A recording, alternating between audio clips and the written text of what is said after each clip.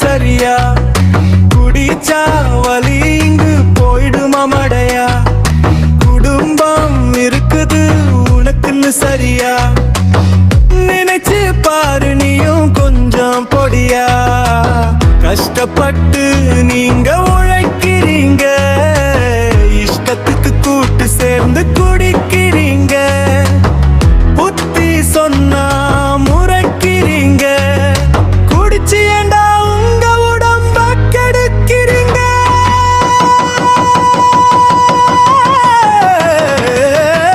நானே நன்னே தன்னானே